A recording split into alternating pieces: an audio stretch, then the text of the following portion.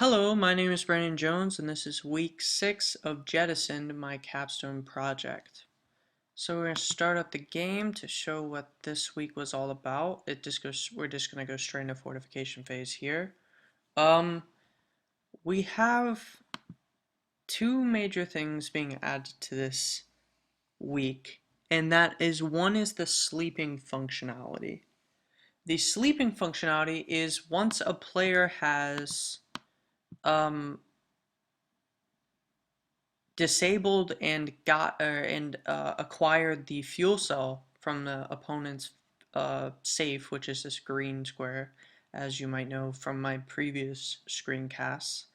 Once they've gotten this fuel cell, an essentially alert system goes off in the ship, in the enemy ship, and all of the quote-unquote sleeping objects are woken up and they are seen by the player and they behave as you might intend. So I've added in the large wall, which is a bigger version of our small wall essentially.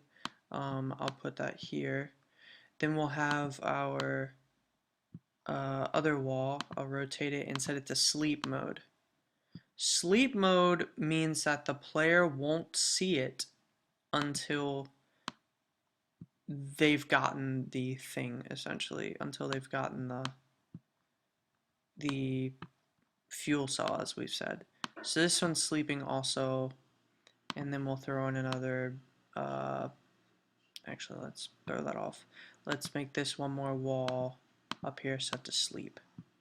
Okay, so a sleeping thing, as we've said several times, will not happen until this. So when we start up the game, you'll see that those things are invisible and you can walk through it. You can't scan to see it. Nothing. It's invisible, completely untouchable until after the game. This gives the player an interesting way to mess with the enemy without actually being there. So it's a way to add PvP into this. Otherwise, you don't actually get to directly interact with the player. So we walk on this. The second thing I've added in this is mini games.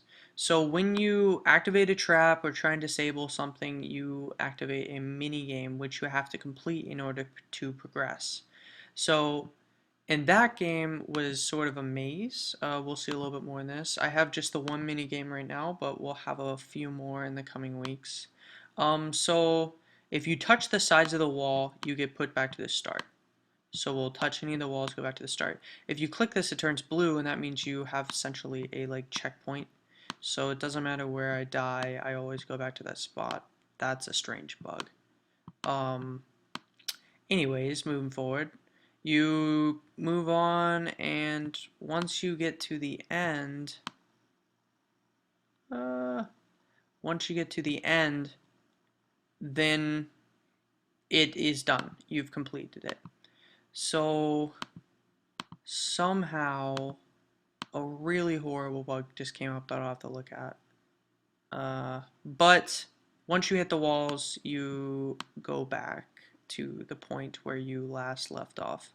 And then this is done. So sleeping objects. As soon as you hit that, these walls come up, you get a message, or the enemy will get a message. You'll get the message saying that the security has increased, essentially. So I've disabled this wall so I can just go straight through, but if someone didn't disable that wall, they would probably walk through this area and so on and so forth and step on this trap that's been activated. You can now scan to see it, but we won't jump on it because we'll have to do that mini game again.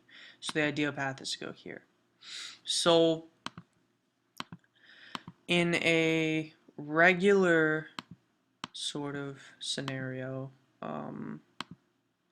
we'll have this wall up here and maybe another wall here with this, and we'll have a sleeping wall and a sleeping trap right here.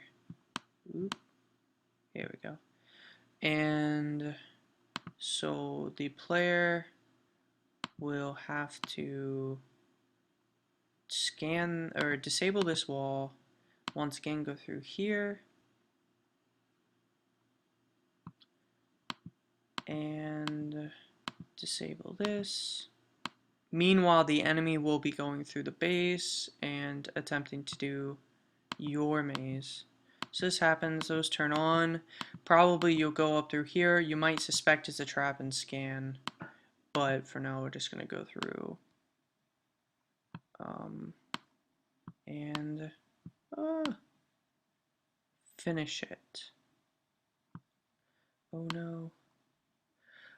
But you get the general idea of the sleeping objects and the mini games that are meant to kind of mess or slow down the player for the enemy to get through.